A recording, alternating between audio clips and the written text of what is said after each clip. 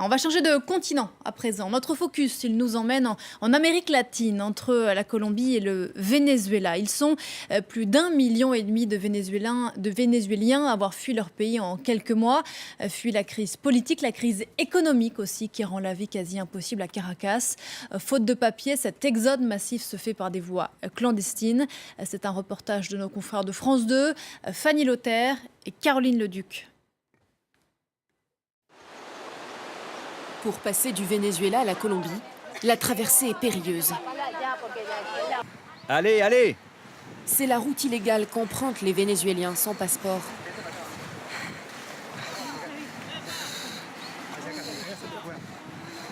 Baisse la caméra, baisse-la! Il faut faire vite. L'armée et la police aux frontières ne sont pas loin.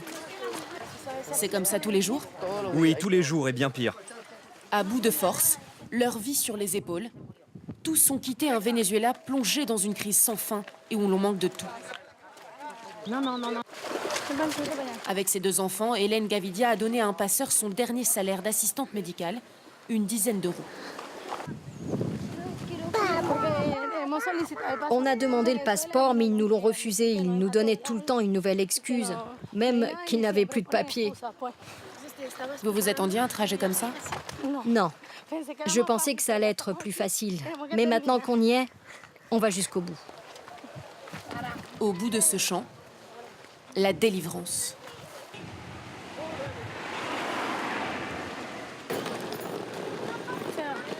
Vous vous sentez mieux? Ah oui, soulagé. On a réussi à passer. Une fois la frontière passée, Hélène et sa famille rejoignent le flot de réfugiés déjà arrivés dans cette ville colombienne de Cúcuta, première étape d'un long périple. Un peu de nourriture et de soins prodigués par des ONG avant de reprendre la route. La plupart dorment dans la rue. Par chance, Wendy, la nièce d'Hélène, ici depuis quelques mois, a trouvé une chambre dans cet immeuble loué à des réfugiés. Il en existe plus d'une centaine dans la ville. Dylan, apporte ta valise. Allez, viens. Quelques heures de repos pour organiser la suite du périple.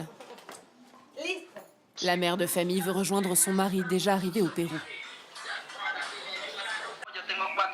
Ça fait 4 mois que je suis arrivé et que je travaille dur. Et grâce à ça, j'ai pu mettre de côté et faire un transfert d'argent pour que mon épouse, ma nièce et mes enfants puissent payer leur bus pour me retrouver. D'autres n'ont pas eu la chance d'avoir cette aide et affrontent les Andes orientales à pied. Yormilan Diaz et sa famille marchent depuis 3 jours. Au Venezuela, elle était assistante dans l'administration publique. Elle n'était plus payée depuis 3 mois. Avec la nouvelle dévaluation, son salaire n'atteignait même pas 1 euro. Cette crise est trop longue. Et si on est parti, c'est pour les enfants. Ils ne peuvent pas attendre. Mon fils, le plus âgé, s'est évanoui à cause de la malnutrition. Et ma fille, cela fait 6 mois, non 8 mois, qu'elle ne mange pas de viande. Son neveu, Manuel, a perdu ses chaussures dans la rivière. Tu t'es coupé les pieds? Oui, en traversant la rivière, j'ai perdu mes chaussures et je me suis coupé. Qu'est-ce qu'on n'est pas prêt à faire pour sauver notre famille? Pour un meilleur futur? À la nuit tombée, les silhouettes se multiplient sur la route. La fatigue n'entame pas la détermination de Yormilan et ses neveux. On nous a dit qu'une fois arrivés en Équateur, il y aurait des bus qui nous aideraient à nous rendre au Pérou. On compte sur cette aide. On y croit. Les enfants, eux, ont été pris en stop un peu plus tôt. Après 6 heures de marche, ils les retrouvent enfin dans ce refuge ouvert par des Colombiens nombreux à être émus de la situation de leurs voisins vénézuéliens. Vous avez des enfants? Il faut prendre des forces pour affronter l'altitude et le froid qui arrivent. Devant eux, 18 jours de marche pour atteindre Lima, la capitale péruvienne, leur terre promise. Nous retrouvons Hélène Gavidia et sa famille avec qui nous avions traversé la rivière. Elle est à la recherche d'un bus pour rejoindre son mari au Pérou. Sur cette route, une gare fantôme est née, celle des réfugiés. Des billets 2 fois plus chers, faute de passeport, car il faudra aussi donner des bakchiches au poste contrôle le long de la route. 300 $.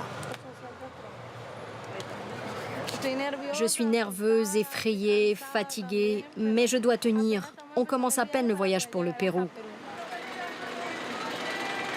L'exode à tout prix, dans l'espoir d'une vie meilleure.